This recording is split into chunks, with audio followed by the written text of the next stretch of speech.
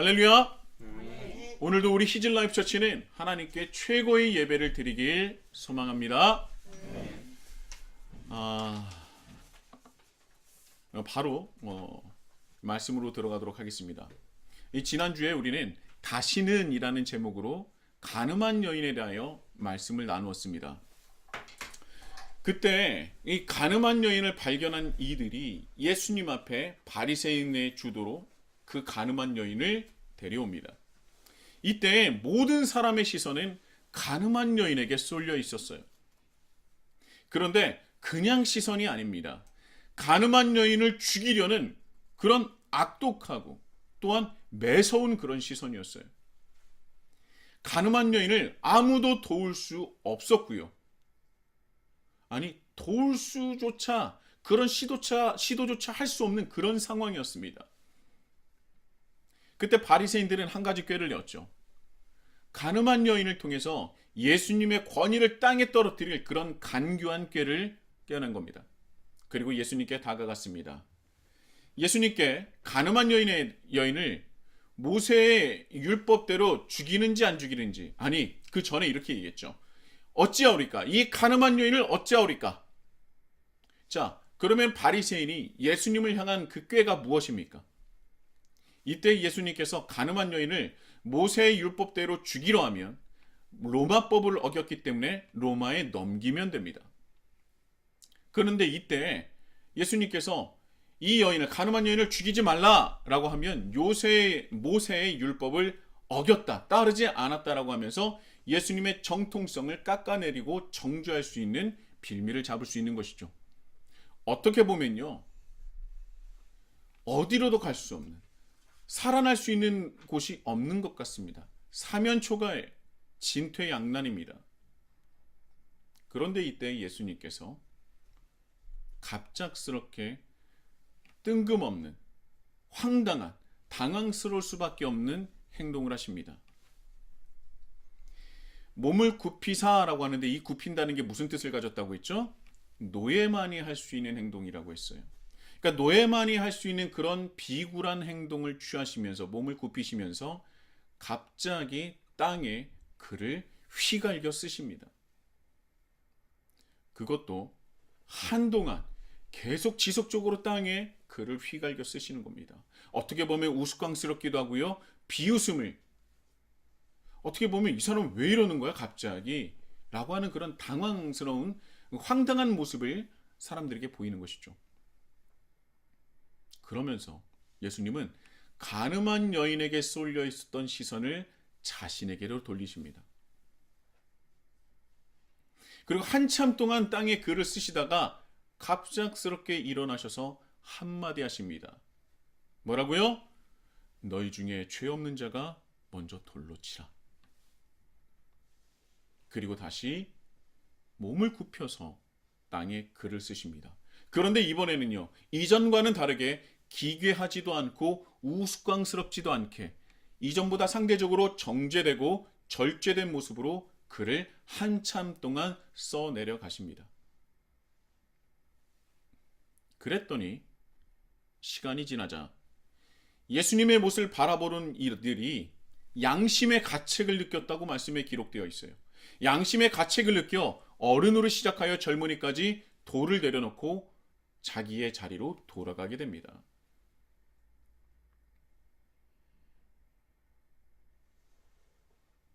예수님은요, 정죄, 비판, 비난, 그 시선으로, 아니 더 나아가서 간음한 여인을 죽이려는 그 모든 시선을 노예나 할 법한 행동으로 자신에게 돌리십니다. 그 모든 시선을 자기에게 집중시키요. 그리고 죄에 대해서 말씀하시며 다시금 땅에 글을 쓰실 때에 정제된 모습을 통해 이제 모든 시선이 예수님께로 갔는데, 이제 그 정제된 행동으로 말미암아 예수님께 향했었던 시선이 어디로 향하게 돼요? 자기 스스로, 자신에게로 시선이 돌아가게 되는 것입니다. 간음한 여인을 향했었던 그 시선이 예수님께로 돌아가고, 예수님으로 고정됐었던 시선이 다시 자기 스스로에게 돌려지게 됩니다. 이 모습을요, 이 가늠한 여인의 사건은 예수님의 십자가 사역의 축소판이라고 할 수 있습니다. 이어서 더 말씀을 드리겠지만 세상이 빛이 되라, 이방인의 빛이 되고, 그리고 이 이방인의 빛이 되라고 선택한 이스라엘 민족이 이 세상의 빛인 이방의 빛은 고사하고 이 깨어진 세상의 일부분이 되어 권력을 탐하고 약자를 착취하는 그런 모습을 보여주신 것이 바로 이 말씀이라는 거예요.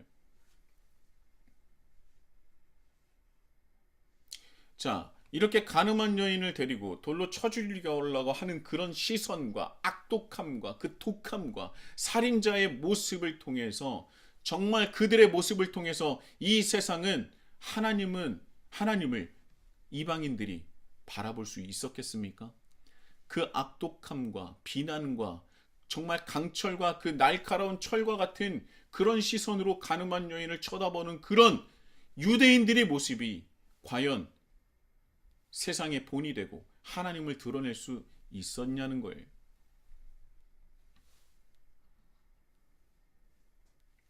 이방인들에게 빛이 되어야 하는 그런 선택받은 민족이 빛은 고사하고 오히려 자기들끼리 비난하고 헐뜯고 정죄하며 서로 물고 뜯기는 그런 시대가 바로 이 시대였다는 겁니다. 그것을 고스란히 보여주는 거예요. 사랑과 헌신과 섬김, 그리고 연합과 하나됨의 본질을 가진 율법으로 사람을 재판하고 죽이며 옥죄고 그들의 모든 행동들을 철저하게 규제하고 통제하는 것 아닙니까? 무엇을 위해서요? 자신의 권력과 힘을 유지하기 위해서. 여러분, 자신의 죄를 가릴 수 있는 가장 쉬운 방법이 무엇인지 아십니까? 자신의 죄가 있어요. 근데 내 죄를 타인에게 들키고 싶지 않습니다. 그럼 이때 가장 쉬운 방법, 내 죄를 남에게 들키지도 않고 그리고 내 죄를 가장 쉽게 감출 수 있는 방법은 타인의 죄를 극대화시키며 그것을 드러내는 거예요. 그럼 반대로 그 사람의 죄가 커지고 모든 사람의 시선이 그리로 쏠리니 나의 죄는 상대적으로 어떻게 돼요? 감춰지게 되는 거죠. 바로 2000년 전 그 시대가 이렇게 악독한 시대였다는 것입니다.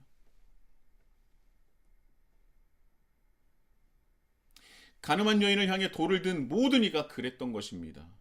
바리새인들 뿐만 아니라 그 당시 살아가는 이스라엘 백성들 모두가 그랬다는 거예요.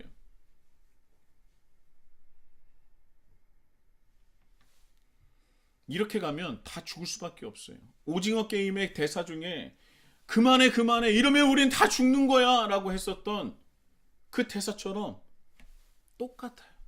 스스로가 자기 일을 그리고 남을 우리가 모두 다 죽여가고 있던 것입니다.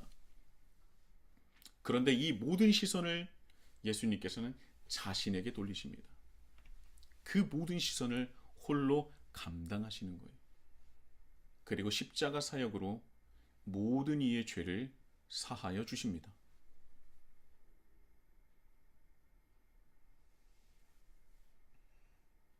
그리고 나니 이제 예수님을 믿게 된 사람들이 무엇을 깨닫게 됩니까? 남이 죄인이 아니라, 다른 사람이 죄인이 아니라 이제는 무엇을 깨닫게 돼요? 내가 스스로 죄인임을 깨닫게 되는 것입니다. 그리하여서 회개하고 주님께 돌아오며 주님의 자녀가 되는 것이죠. 손에 돌을 든 모든 이가 돌아갔습니다. 그리고 이제는 누가 남았습니까? 가늠한 여자와 예수님. 그리고 바리새인이 남아있죠. 오늘 말씀 보면은 바리새인이 남아있습니다. 그러니까 바리새인은 손에 돌을 들고 있었어요? 없었어요? 안 들었던 거예요. 바리새인은 자기 손을 더럽히고 싶지 않았습니다. 그러니까 손에 돌을 든 자들이 모두 다 자기 자리로 돌아갔어요. 그러면 누구만 남은 거예요? 예수님과 가늠한 여인과 예수님을 공경에 빠뜨리려고 했었던 그 바리새인들만 남은 겁니다. 이때 예수님께서 가늠한 여인에게 다시는 죄를 범하지 말라라고 말씀하시고 이렇게 말씀하십니다. 나는 세상의 빛이니 나를 따르는 자는 어둠에 다니지 아니하고 생명의 빛을 얻으리라. 자, 세상의 빛, 우리가 너무나 잘 알고 있는 말씀 아닙니까?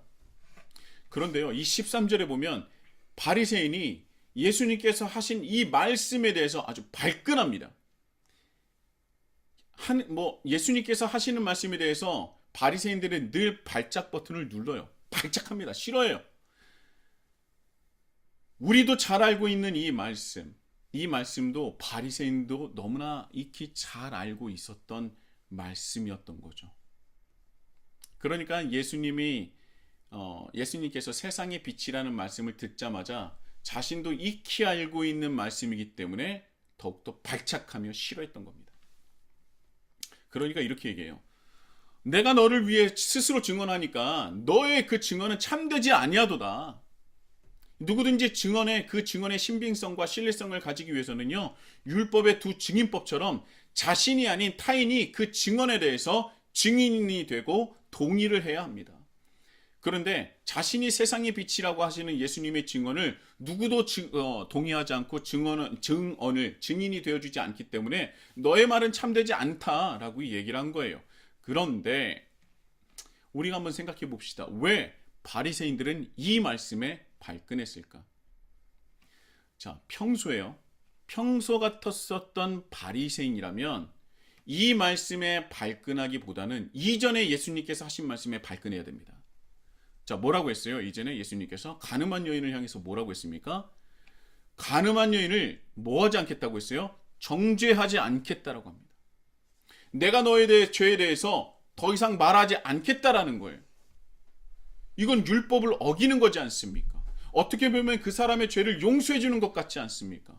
바리새인들이 이 말을 동의하지 못하고 발작 버튼을 눌렀어야 되는데 오히려 이 말씀보다 내가 세상의 빛이니 라는 그 말씀에 더 발작했던 거예요. 왜 그랬을까? 그런데 평소와는 다르게 이 바리새인들이 예수님의 말씀에 가늠한 여인에게 한 말씀에 대해서는 그렇게 발작하지 않고 오히려 세상의 빛이라는 그 말씀을 들고 급분해하며 흥분합니다. 왜냐하면 바리새인들은요, 예수님께서 하신 이 말씀이 어떤 말씀을 인용했는지를 잘 알고 있었기 때문이에요. 그 말씀은 이사야 42장 1절부터 6절까지의 말씀입니다. 잘 들어보세요. 이사야 42장 1절에서 6절까지입니다. 잘 들어보십시오. 내가 붙드는 나의 종, 내 마음에 기뻐하는 자, 곧 내가 택한 사람을 보라. 내가 나의 영을 그에게 주었은즉 그가 이방의 정의를 베풀리라. 그는 외치지 아니하며 목소리를 높이지 아니하며 그 소리를 거리에 들리게 하지 아니하며 상한 갈대를 꺾지 아니하며 꺼져가는 등불을 끄지 아니하고 진실로 정의를 시행할 것이며 그는 쇠하지 아니하며 낙담하지 아니하고 세상의 정의를 세우기에 이르리니 섬들이 그 교훈을 앙망하리라. 하늘을 창조하여 펴시고 땅과 그 소신을 내시며 땅 위에 백성에게 호흡을 주시며 땅에 행하는 자에게 영을 주시는 하나님 여호와께서 이같이 말씀하시되 나 여호와가 의로 너를 불렀은즉 내가 내 손을 잡아 너를 보호하며 너를 세워 백성의 언약과 이방의 빛이 되게 하리니. 아멘. 자, 6절이 중요해요. 이방이 빛이 되는 존재.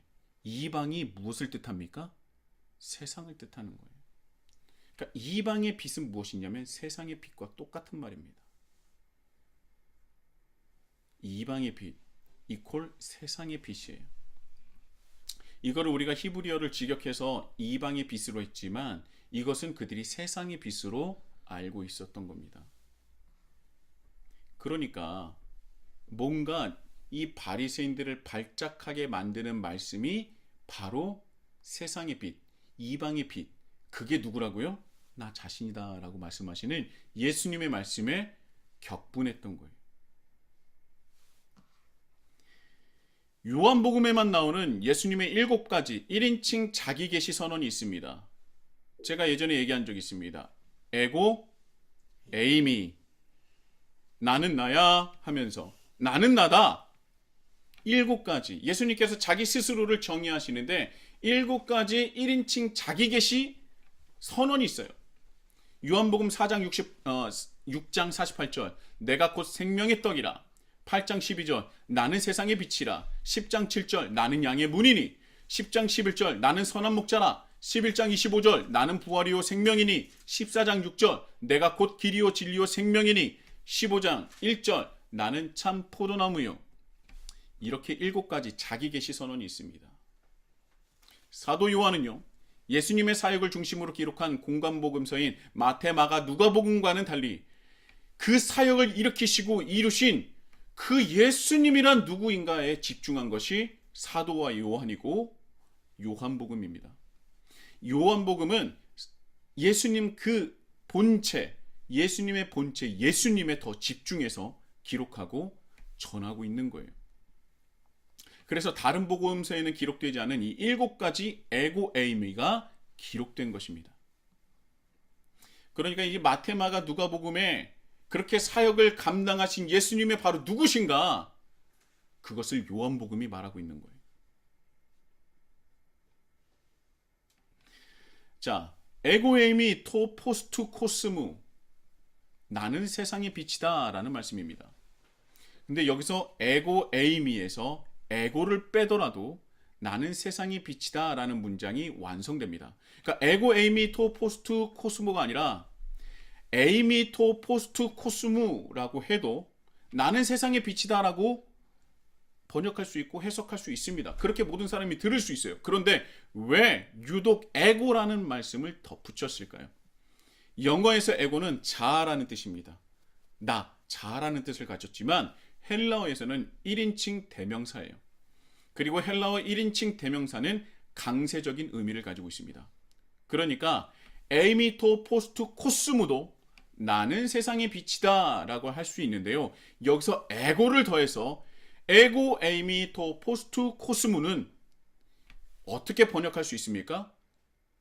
다른 사람이 아닌 바로 내가 세상의 빛이다 라는 의미를 가지고 있어요. 나야말로 세상의 빛이다. 나만이 세상의 빛이다 라고 해석할 수 있는 겁니다. 그러니까 바리새인이 이 말을 듣고 발끈하게 되는 거예요.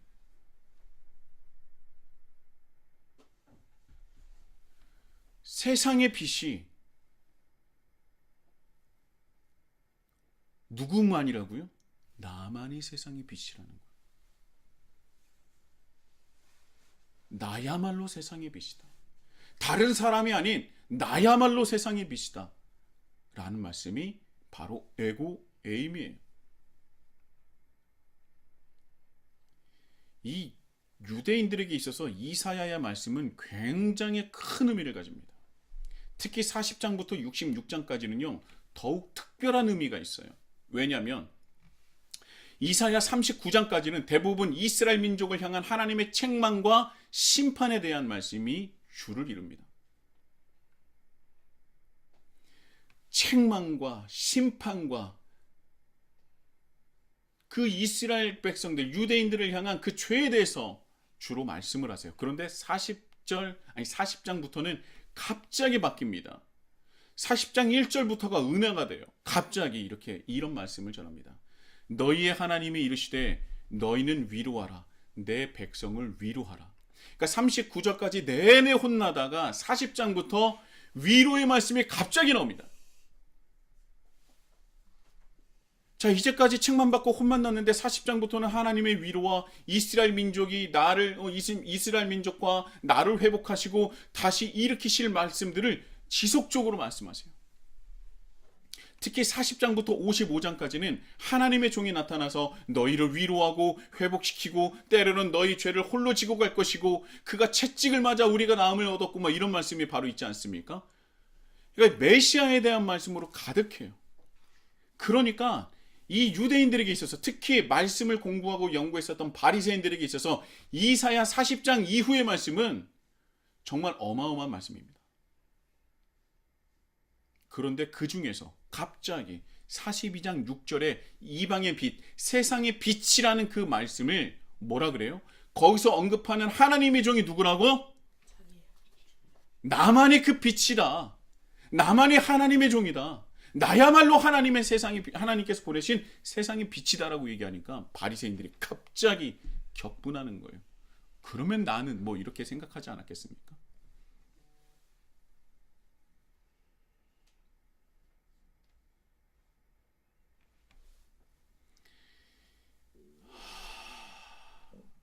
제가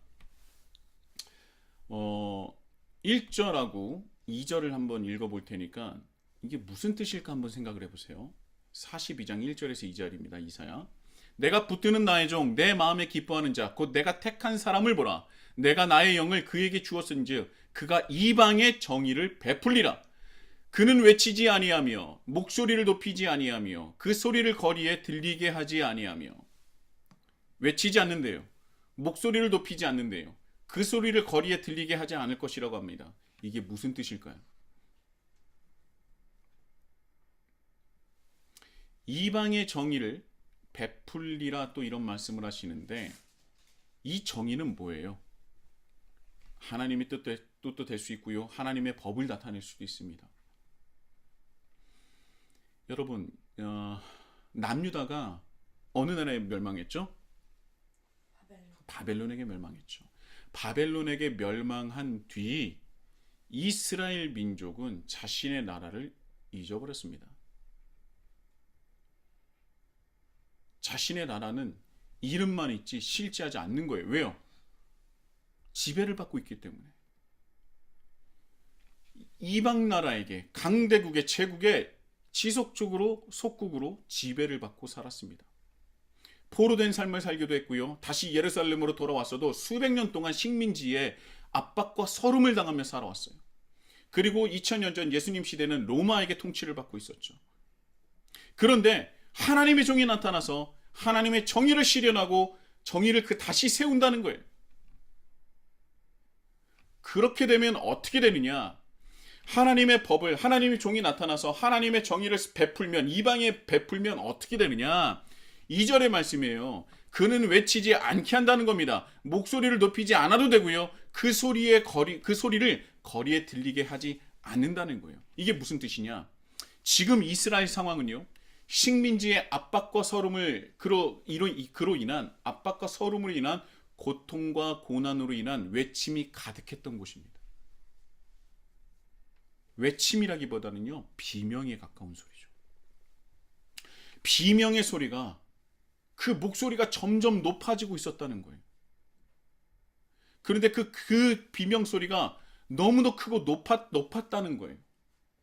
그리고 그 높고 그 비명 소리가 거리에 가득하다는 말씀입니다. 무슨 말씀인지 알겠어요? 그렇죠? 그러니까 2절의 말씀이 그는 외치지 아니하며 목소리를 높이지 아니하며 그 소리를 거리에 들리게 하지 않게 되겠다는 말씀이 무엇이냐면 지금 현 상황은 너희들의 그 비명소리를 외칠 수밖에 없는 상황이고 그 비명소리가 너무 커져서 점점 커지고 높아지고 있는데 그 높아지고 그 커져가는 그 비명소리가 온 거리를 가득 차고 있는데 하나님의 종이 온다면 어떻게 된다고? 그것이 사라지게 된다는 거예요.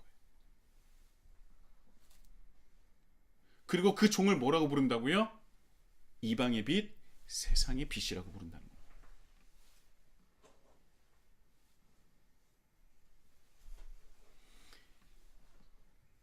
나는 세상의 빛이라 라고 하시는 말씀이 이런 말씀인 거예요. 빛나는 존재다 라는 그런 말이 아니라는 겁니다. 나야말로 세상의 빛이라는 겁니다. 나만이 세상의 빛이다. 다른 사람이 아닌 나야말로 세상의 빛이다. 내가 바로 너희들이 기다렸었던 하나님의 종이다라고 말씀하신 거예요. 그러니까 바리새인들은요. 가늠한 여인은 이제 눈앞에 보이지 않습니다. 온데간데 없어요. 예수님의 에고 에이미를 듣자 뒷목 잡고 너 그 입 좀 닫아라고 하는 거예요. 그리고 너를 증언할 수 있는 사람이 없기 때문에 너의 말은 참이 아니야. 너는 하나님의 종이 아니야. 너는 세상의 빛이 아니야. 라고 얘기를 하는 거예요. 그런데요. 우리가 원래 세상의 빛, 이방의 빛에 대한 존재가 누구였는지를 한번 생각해야 될 필요가 있습니다. 원래 이방인의 빛, 세상의 빛은 누구였습니까? 이스라엘 백성? 맞아요. 원래 세상의 빛이요 이방인의 빛은 이스라엘 백성 모두였습니다. 그런데 그들이 빛의 역할을 감당하지 못하자 결국 그 나라가 멸망하게 돼요. 그리고 그 빛을 다시 세우실 한 분의 하나님의 종을 보내신다고 약속하신 것이 구약에 말씀드린 겁니다. 원래는 이방인의 빛이 한 사람이 아니라 이스라엘 백성이었어요. 출애굽기 19장 5, 6절입니다. 세계가 다 내게 속하였나니 너희가 내 말을 잘 듣고 내 언약을 지키면 너희는 모든 민족 중에서 내 소유가 되겠고 너희가 내게 대하여 제사장 나라가 되며 거룩한 백성이 되리라. 너는 이 말을 이스라엘 자손에게 전할지니라. 여러분, 이 말씀을 주신 때는요, 이스라엘 백성이 애굽을 탈출한 그런 상황이에요. 좀 전까지 노예였지만 하나님의 인도하심으로 애굽을 탈출하여 이제 자유인이 된 것입니다. 근데 자유인이 된 것뿐만 아니라 하나님께서 약속한 젖과 꿀이 흐른 땅으로 가게 되고, 그리고 거기서 뭐가 된다?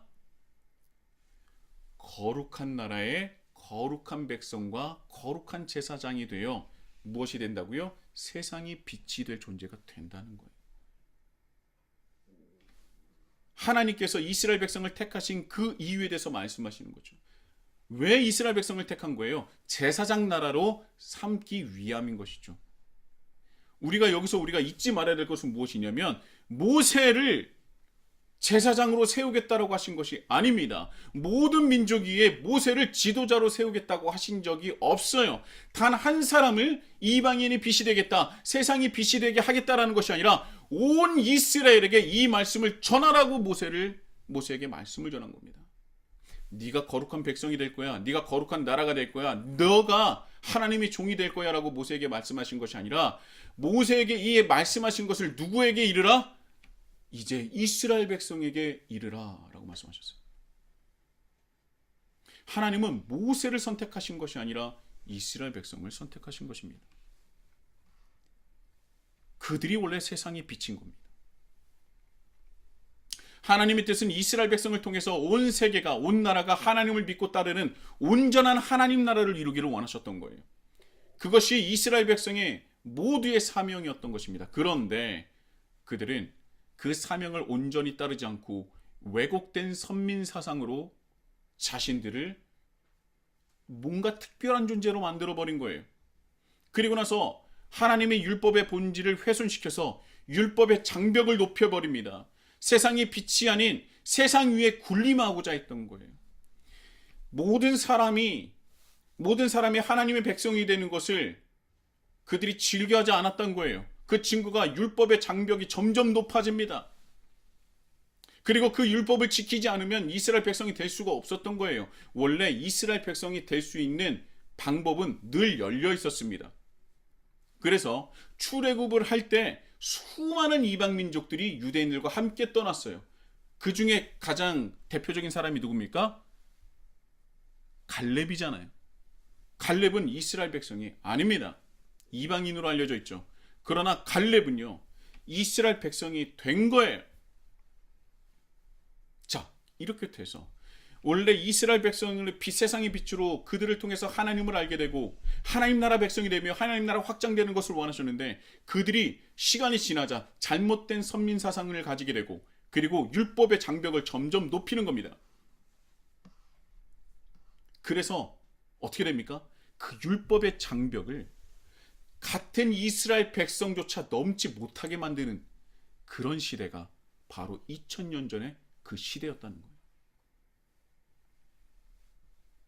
그래서 결국 그들은 보기 좋게 하나님의 심판을 받게 되고 군림하는 것이 아니 오히려 군림을 받는 존재가 된 것입니다. 하나님의 심판을 받게 된 거죠. 결국 예수님이 오시기 전까지 그들은 이방의 빛, 아래에 그 그늘에 살 수밖에 없었던 겁니다. 세상에 빛이 돼야 되는 존재가 오히려 이방인의 빛의 그늘에 가려서 살 수밖에 없었다는 거예요. 아이러니하지 않습니까? 그래서 예수님께서 하나님이신, 하나님의 본체이신 예수님께서 이 땅에 오셔서 결국 에고 에이미, 내가 이제 세상의 빛이다 라고 세상에 선포하신 겁니다. 내가 하나님께서 보내신 하나님의 종이다 라고 선포하신 거예요. 자, 그렇다면 이제 세상의 빛은 예수님으로 끝난 것입니까? 아니죠. 예수님께서 우리에게 뭐라고 말씀하셨습니까? 마태복음 5장 14절. 너희는 세상의 빛이라. 산 위에 있는 동네가 숨겨지지 못할 것이요. 출애굽기 19장 5, 6절의 말씀이 끝난 것이 아니라 지금 이 시대를 살아가는 그리스도인들을 향해 그 말씀이 이어지고 있는 거예요. 출애굽을 했었던 그들에게 너희들은 이방의 빛이 세상의 빛이 되어야 할 것이다. 너는 나를 이 세상에 드러낼 수 있는 제사장 나라가 될 것이다 라고 말씀하셨는데 그들이 그것을 감당하지 못하고 오히려 이방인의 빛에 그늘에 살 수밖에 없었습니다. 그래서 하나님께서는요, 직접 본체이신 독생자 예수 그리스도를 이 땅에 보내셔서 세상의 빛으로서 다시 이 땅에 현신하신 것입니다. 그리고 그 현신하신 예수님께서 우리에게 뭐라고 말씀하시냐? 예수님이 오시기 전까지, 그리고 예수님이 이 땅에 계실 때까지는 에고 에이미, 오직 나만이 세상의 빛이다 라고 말씀하셨는데 이후에 뭐라고 말씀하시냐? 에고 에이미가 아니에요. 너희들이 세상의 빛이다 라고 말씀하신 겁니다.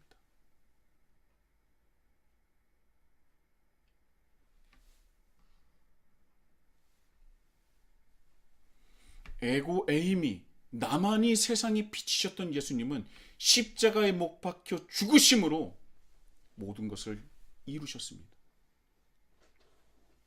그리고 이후에 세상의 빛은 우리에게 이양되었어요. 우리가 예수님을 구주로 믿고 신하며 예수님을 따르고 믿는 존재가 된다면 우리가 외칠 수 있게 된 겁니다. 우리가 세상의 빛이다. 에고는 빼야 되겠죠. 에이미토 포스투 코스모. 에고라고 얘기하면 이단이 됩니다. 에고가 아니라 에이미부터 얘기할 수 있는 거예요. 뭐라고요? 에이미토 포스투 코스모. 외울 필요 없습니다.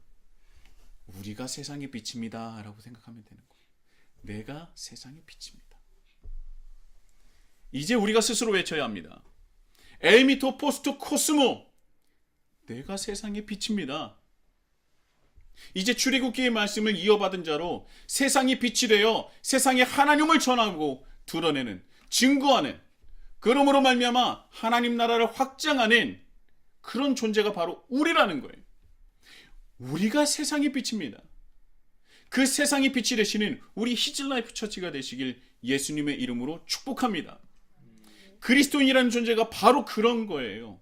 우리는 세상의 빛이 되기 위해서 하나님께서 선택하신 존재입니다. 세상 사람들보다 특별한 사랑을 받은 것이 아니라 특별한 은혜를 미리 받은 것이죠. 그 은혜를 세상에 전하는 겁니다. 세상의 빛이 되기 위해서는 원조 에고 에이미이신 예수님을 본받아야 돼요. 먼저는 사랑해야 합니다. 사랑해야 돼요. 여기서 나만 사랑하면 안 됩니다. 그럼 에고 에이미가 되는 거예요. 나만 사랑하면 안 돼요. 사랑을 해야 합니다. 누구를요? 이웃을 사랑해야 돼요. 먼저는 하나님을 사랑하고 그리고 그 사랑이 이웃에게로 전해져야 합니다. 그게 사랑이에요. 나의 기쁨이 아닌 남의 기쁨을 추구하십시오. 분쟁이 아닌 화평을 전하는 자가 되십시오. 오래 참음은 사랑을 이룰 수 있는 최고의 방법입니다. 선을 베푸시고 선을 추구하십시오. 하나님과 이웃에게 높은 책임감으로 신실하게 대하십시오. 따뜻한 마음으로 남에게는 관대하고 자신에게는 엄격해지십시오. 이 말씀 어디서 많이 들어본 것 같지 않습니까? 갈라디아서 5장 22, 23절 성령의 열매예요. 다시 한번 말씀드릴게요. 사랑하십시오. 나의 기쁨이 아닌 남의 기쁨을 추구하십시오. 분쟁이 아닌 화평을 전하는 자가 되십시오. 오래 참음은 사랑을 이룰 수 있는 최고의 방법입니다. 선을 베푸시고 선을 추구하십시오. 하나님과 이웃에게 높은 책임감으로 신실하십시오. 따뜻한 마음으로 남에게는 관대하고 자신에게는 엄격하십시오. 이게 성령의 열매입니다. 이것을 행할 때 우리는 무엇이 될 수 있다? 세상의 빛이 될 수 있다. 이것이 바로 세상의 빛이요 그리스도인인 것입니다. 이것이 우리의 사명이요 우리가 죽는 그날까지 이루어야 할 것입니다. 이 말씀을 마음에 새기고 꼭 실천하십시오. 그때 하나님은 우리를 들어서 사용하시며 놀라운 은혜와 힘과 능력을 더해 주실 줄 믿습니다. 우리는 하나님의 종이요 세상의 빛입니다.